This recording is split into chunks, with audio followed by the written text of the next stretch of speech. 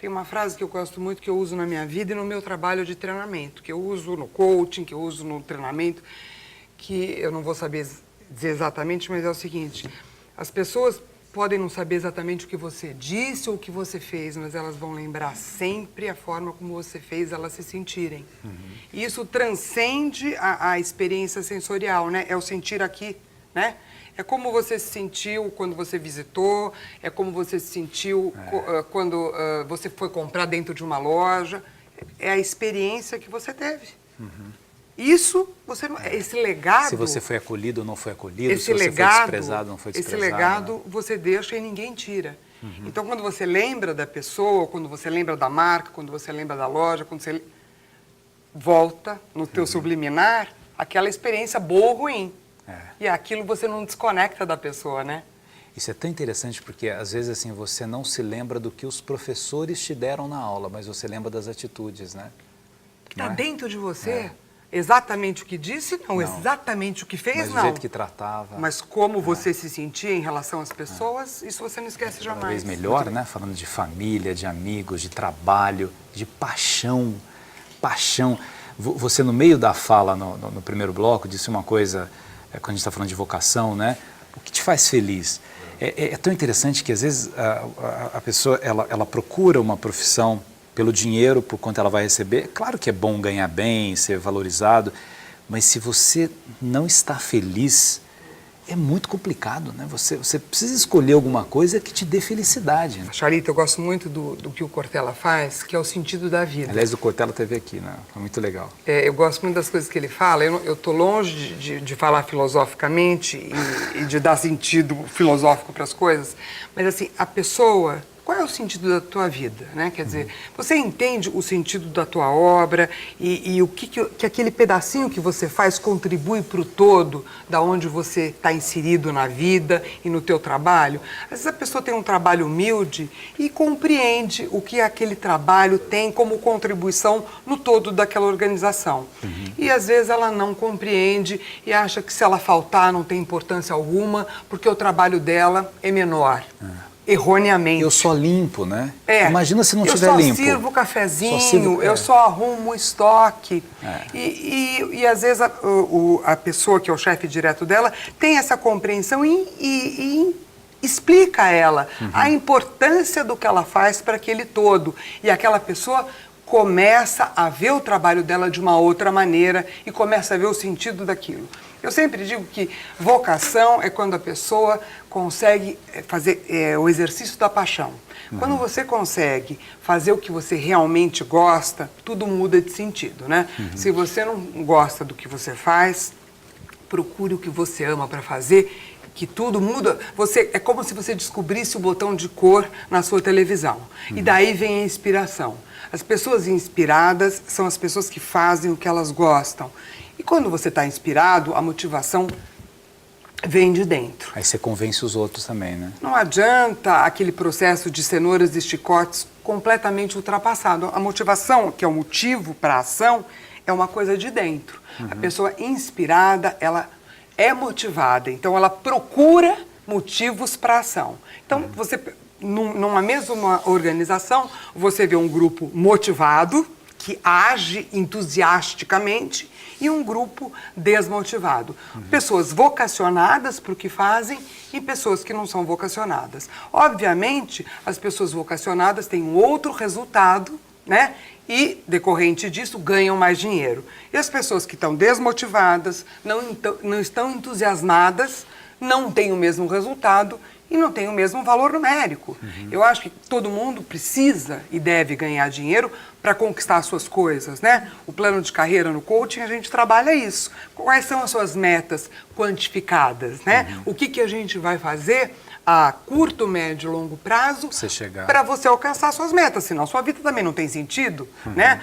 Por que você tem férias? O que a gente vai planejar para você fazer com seus recursos financeiros? Obviamente, não importa o que você ganha, tem que ter uma gordura para você economizar, para que você tenha um planejamento financeiro. Não importa se você ganha ou milhares de salários. Tem que ter um planejamento para isso.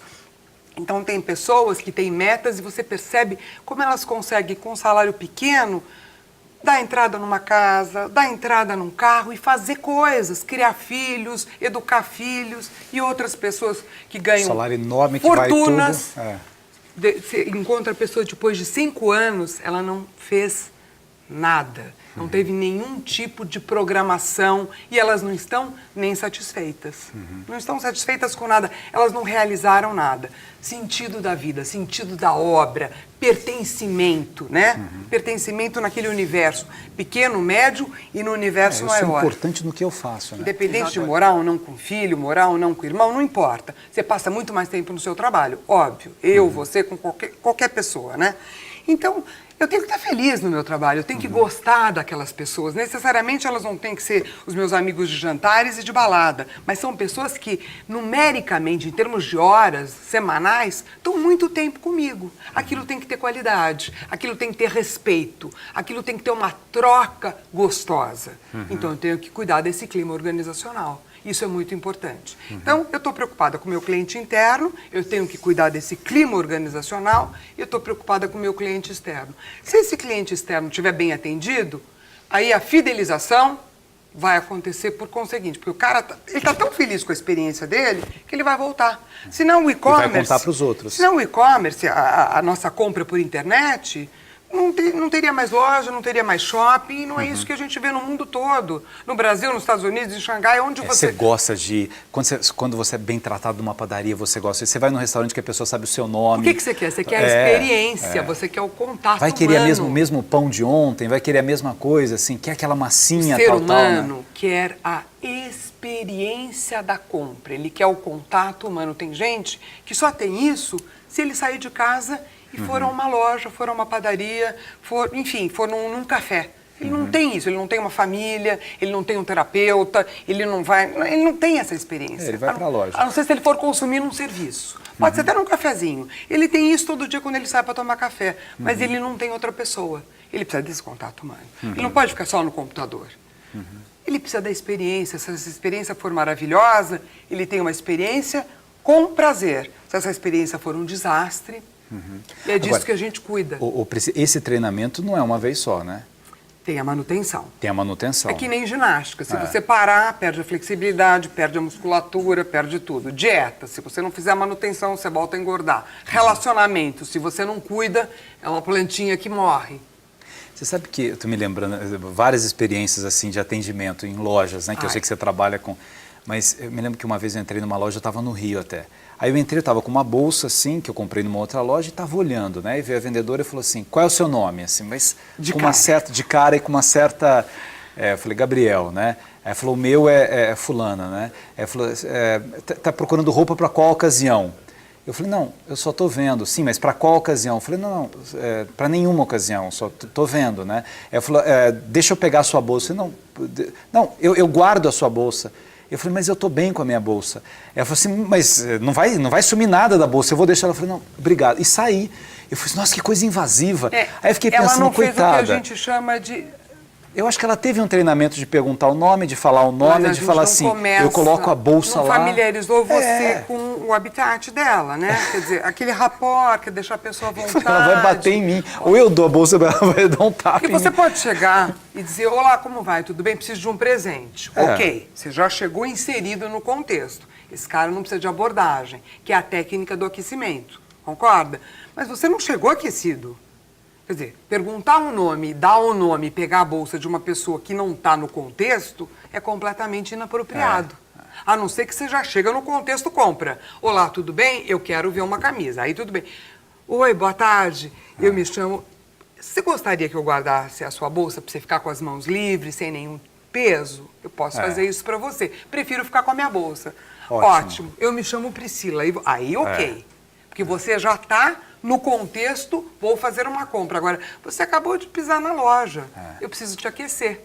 Que, na verdade, é esse meio termo de não desprezar, porque é horrível você chegar numa loja e ninguém te dá atenção também. Você fala assim, pô, não tem nenhum vendedor. Então, eu estou atrapalhando. Estou atrapalhando. Opa. E nem invadir.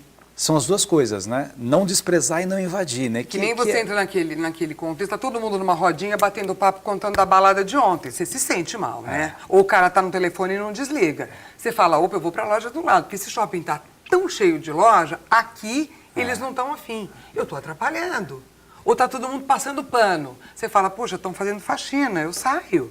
E essa coisa do telefone é tão simples. Se você precisa falar, se você... Um minutinho só, um minutinho, eu já te atendo.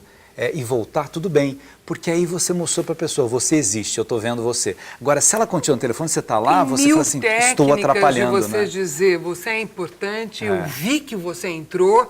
Porque o único motivo da loja estar aberta... É você. É o cliente.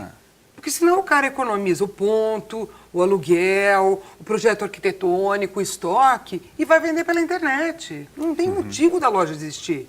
É o cliente, que é o nosso convidado permanente e antecipado.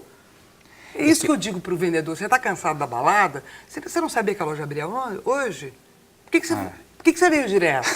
Porque o cara... Não foi dormir antes, né? Exatamente. Quer dizer, puxa, tomara que não entre ninguém. Não deixa o dono ouvir isso, porque você vai ser demitido. Você entende? Não deixa ele ouvir isso, porque assim, é uma baita despesa para essa loja estar aberta. O único motivo é o cliente. Então vamos tratar bem. Vamos tratar bem porque é o nosso ilustre convidado. A gente volta daqui a pouco, continuando esse bate-papo aqui com a Priscila Haddad.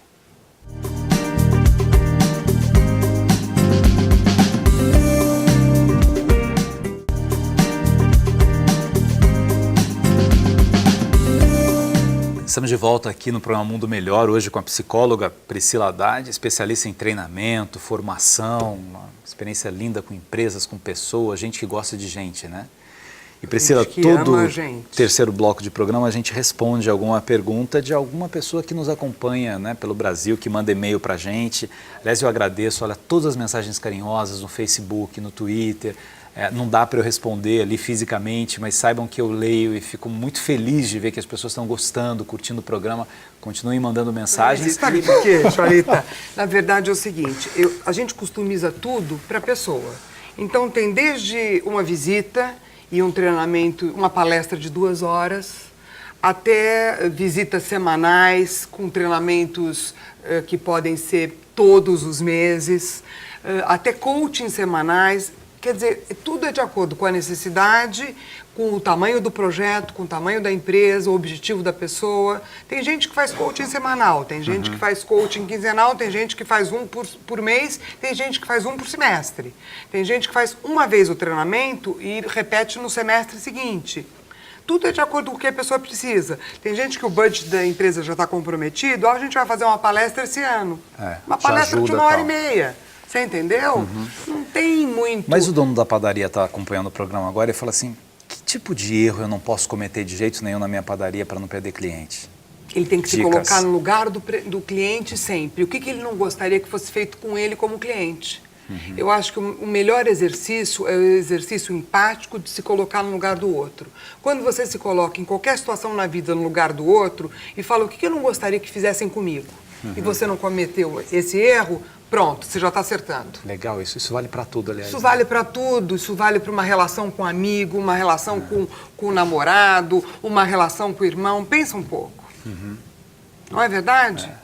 Não fazer o outro que não gostaria que fizesse comigo fazer ao outro que eu gostaria que fizesse comigo. No processo de coaching, a pessoa vem com uma resposta, uma pergunta, e fala assim, agora eu faço essa pergunta para você. Se coloca no meu lugar e responde essa pergunta. Porque você põe a pessoa para pensar. Muitas vezes a pessoa não consegue se colocar no lugar de perguntador. Você está me fazendo uma pergunta, eu pergunto para você essa pergunta e você faz a pessoa pensar. Porque a preguiça de pensar, no bom sentido a preguiça, é que faz a pessoa não sair do lugar. Você entendeu? Não existe um livro de respostas prontas. Mas se você se coloca no lugar do outro, ou no lugar da pessoa que está fazendo a pergunta, né? Vamos responder essa sua pergunta. A pessoa fala, pois é verdade, é mais simples do que eu pensava. E você fazendo esse exercício diário, você começa a modificar a sua maneira de lidar com os problemas. Porque a vida pode ser um pouco mais simples, né? Ninguém prometeu que seria simples. Não. Mas ela pode ser um pouco mais simples. Mas isso é tão interessante, né? Porque eu acho que a maior parte dos erros que nós cometemos porque não pensamos. A gente não pensa. Então, a história da pessoa que está falando ao telefone, que vem o outro ali para ser atendido e você não dá uma atenção, você não está pensando nisso. É como se o outro não existisse. Você não reflete nisso.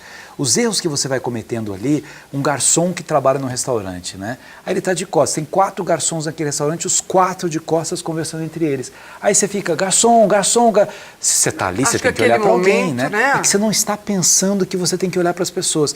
Então, o treinamento, né, além de ajudar, seja um dos grandes valores que o ser humano possa ter, porque você aprende com todo mundo, né? Lógico, você aprende com uma pessoa mais simples, você aprende com uma pessoa mais jovem, você aprende com uma pessoa menos culta. Eu nunca me esqueço uma história de um vendedor de coco. Eu tinha corrido, estava tomando água de coco, né? E aí uma senhora, assim, estava com 2 cachorros e tal, estava conversando com ele, devia ser cliente dele, alguma coisa ali, várias vezes, falando da filha dela, e dizendo assim, olha, eu sou muito rigorosa com a minha filha, eu não deixo a minha filha namorar, eu não deixo minha filha sair de casa, ou vai comigo, ou vai com o pai, ou não sei o quê. Essa senhora dos cachorros. A senhora dos cachorros falando pro homem, pro vendedor de coco, né? Falou assim, aí falou, o Bigode, o apelido dele era Bigode, né? Bigode, você tem filho? Tem filho? Ele falou, eu também tenho uma filha, né? Eu falei, você faz isso também? Ele falou, sabe o que eu penso? Que eu posso morrer amanhã. Então, não adianta eu deixar ela trancada, eu tenho que ensinar, né? E se deixar trancada, aí a pessoa não aprende. Preparar então, para a vida. Olha, o homem do coco, assim, numa Simples. singeleza, assim, eu posso morrer amanhã. Aí a mulher falou, mas eu não vou morrer amanhã, né? Falou, tomara que não, né? Falou, que isso, Bigode? Não sei. Mas, no fundo, assim, o tempo todo que você está observando as pessoas, né?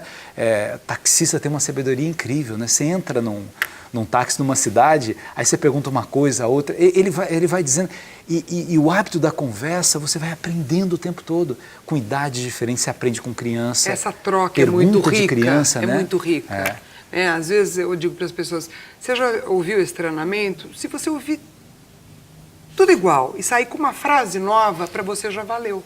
Porque às vezes você pega um filme que você já assistiu 10 vezes, você sai... Sabe que eu não tinha reparado numa cena? Sabe que eu não tinha reparado numa fala?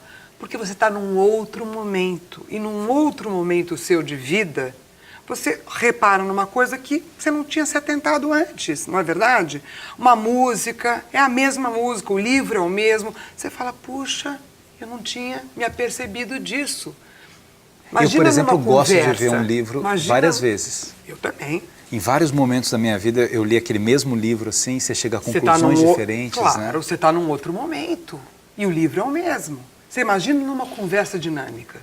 Você sabe que a gente entrevistou o Eduardo Mulaerda aqui. Vir mais histórias.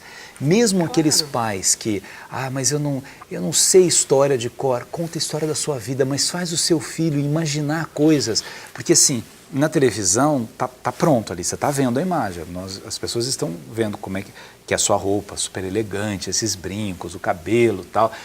Quando você ouve a história, você não vê, então você imagina. Como é essa Priscila aqui, sempre a gente né? gosta mais do livro do que do filme? Porque é o poder da imaginação que é infinito.